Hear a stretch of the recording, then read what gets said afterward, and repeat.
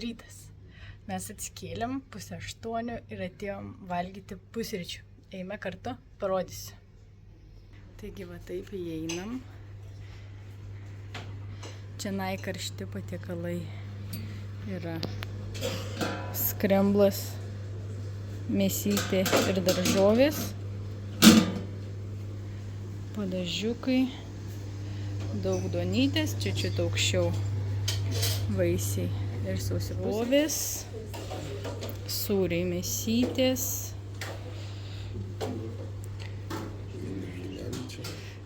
taip, mini blineliai, vaisiai ir bulkutės ir čia kitoj pusėje vanduo, sultis bei kavos aparatas. Štai tokie vaizdai kaip iš mūsų kambario ir anoj pusėje parlamentas. Taigi, mums skanaus, o jums geros peržiūros. Taigi, labas rytas dar kartelį. Atsisveikinam su savo viešbučiu, bet dar ne su Budapeštu. Važiuojam į dar vieną įdomią vietelę. Tikiuosi, ten pasifilmuosim, pasifotkinsim. Ir viską greitai pamatysite Instagrame. O tuoj praeisim didelį laivą dar vieną. Tai greičiausiai ne viešbutis, o laivas, kuris plaukia ir turi savo restoraną, bet kokiu atveju labai didelis, labai gražus, labai įdomus.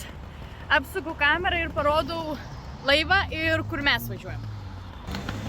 Taigi čia laivas.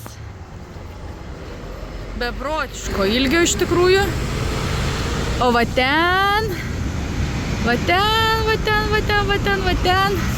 važiuojame mes ir būtinai viską parodysime. Štai ir parlamentas. Viskas va dienos šviesoje gražiai atrodo.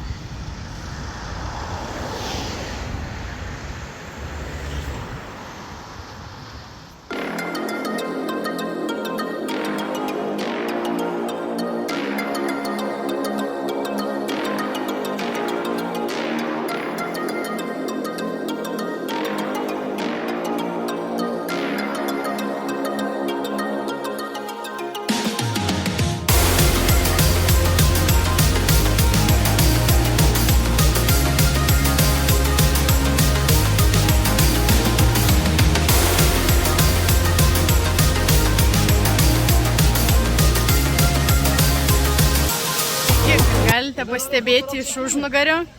Mums pavyko atvažiuoti į, kaip jie čia karaliaus rūmai vadinasi? Budos pilis, internete dar kitaip rašo pavadina, vienu žodžiu. Pavyko beprotiškai gražu, tikrai, kol ėjom į priekį nieko nefilmavau, tai grįžtant būtinai pafilmuosiu. Ir va dabar esam lygiai per vidurį. Aš esu buvo šitoj vietoj ir labai pasistengsim pakartoti seną mūsų nuotrauką. Aš tuoj parodau, kurgi mes čia. Tai štai taip atrodo, yra visas miestelis. Pastatai, labai gražu. Tikrai daug turistų, be jų niekur. Bet labai gražu, atsiveria vaizdas į visą miestą. Pasak. Leidžiamės į apačią, čia atsivers beprotiško grožio vaizdas. Visas miestas kaip ant delno. Šita vieta yra mano mėgstamiausia Budapešte. Galėčiau čia turbūt grįžti kiekvieną kartą. Tiesiog be žodžių.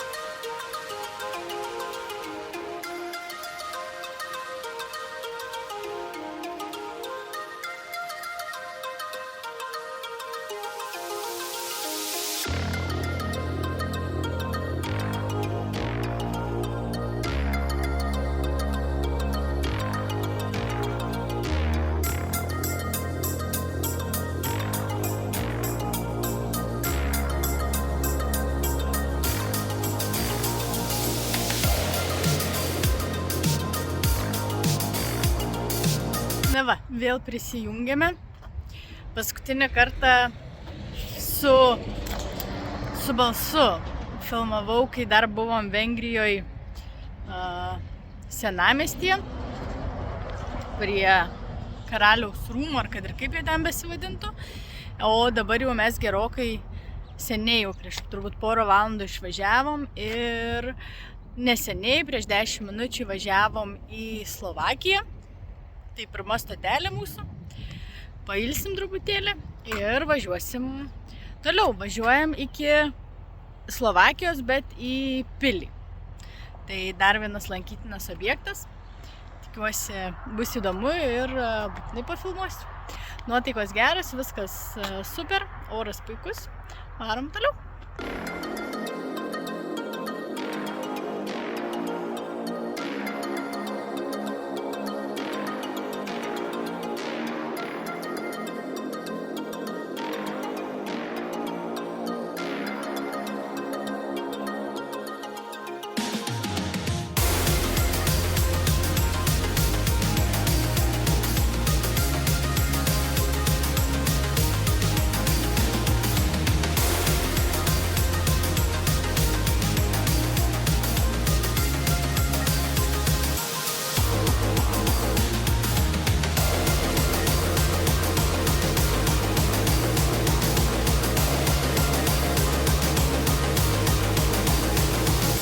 Na štai, atkeliavo mes prie pilies Slovakijoje.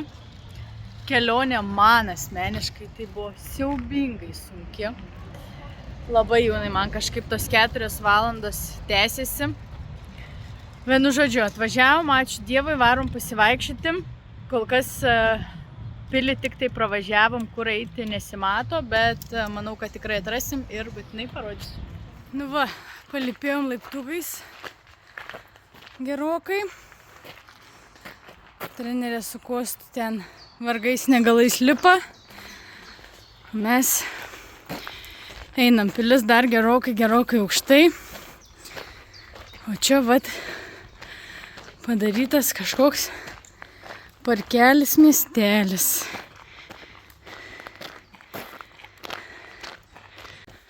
Lipam. Vis dar lipam. Kostas su trenerė. Mes su Mantu bandom eiti į priekį. Užlipom. Ne taip aukštai, kaip atrodė. Viskas tvarkoj. Įmanoma ateiti. Varom į vidų. Taigi mes užėjom į pilį, tiksliau į jos teritoriją. Čia tokia įdomi varna. Ir pati pilis. Į patį pilį įeiti šiandieną mums nepavyks. Laukti reikia beveik valandą, kad atvažiuotų gidas, ateitų. Ir į pilį galima papulti tik su gidu. Taigi vaizdų iš viršaus nepamatysime, bet keliaujam aplinkui pažiūrėti, kasgi čia yra ir kasgi nuo pilies krašto matosi.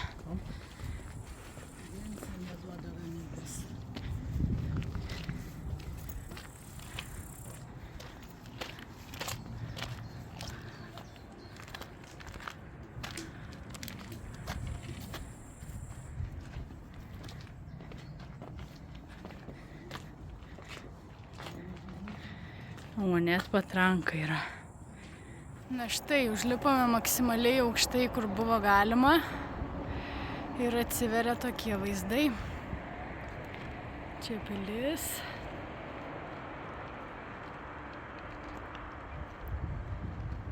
Trenerė dar eina.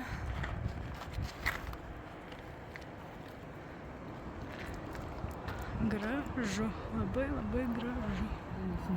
Plaukia keltas, plukdina mašinytės, o va tas ten tik pėsčiųjų tiltas. Iš vienos pusės perkelia mašinas į kitą pusę.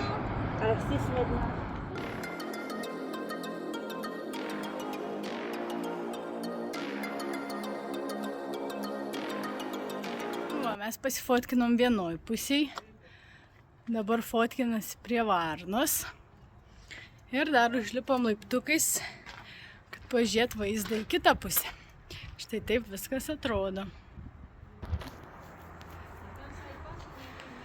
Taip pat pilis. Aišku, daugiau griuvėsiai. Bet štai labai gražus vaizdas atsiveria.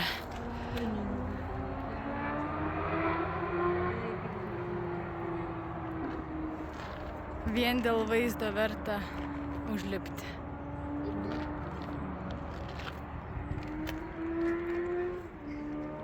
Na va, viską pamatėm. Keliaujam į mašiną, važiuojam link Lenkijos. Ilgas kelias dar laukia mūsų. Pailsėjom, pasivaikščiom, varom toliau.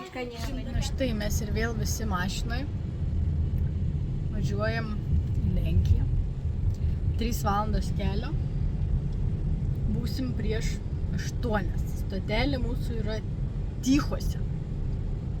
Ten, kur visą vaikystę mano varžybos praėjo, netgi ir gyvensim tam pačiam baseine. Tai galbūt net pavyks parodyti ne tik kambarį, bet ir baseiną. Tai va, to mes keliaujam 3 valandos kelio.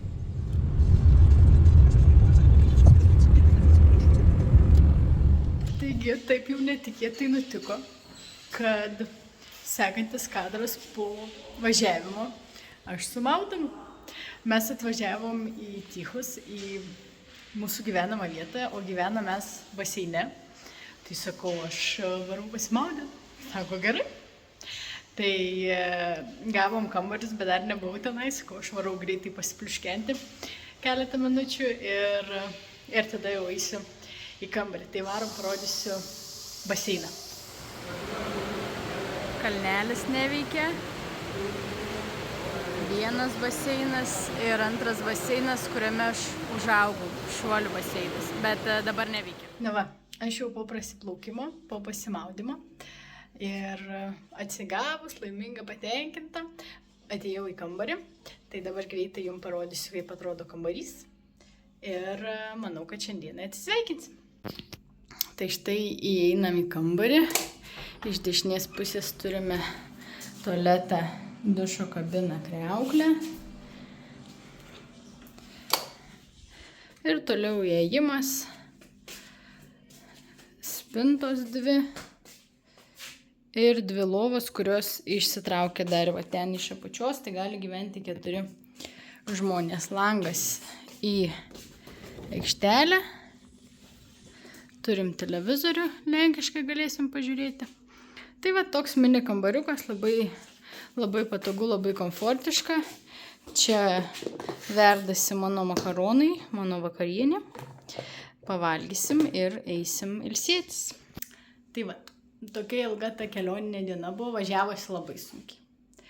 Labai sunkiai, labai ilgai, laikas vis nėjo, tai džiaugiamės pagaliau atvažiavę. Man tas pavargęs jau buvo prisnūdęs, kol aš buvau baseine. Grįžau, prabudinau, žaidžiu dabar. Tai va, viskas, mes varom ilsėtis, jūs nepamirškite paspausti like, parašyti komentarų ir žinoma pafollowinti kanalą. Viskas, susitiksime rytoj. Ate!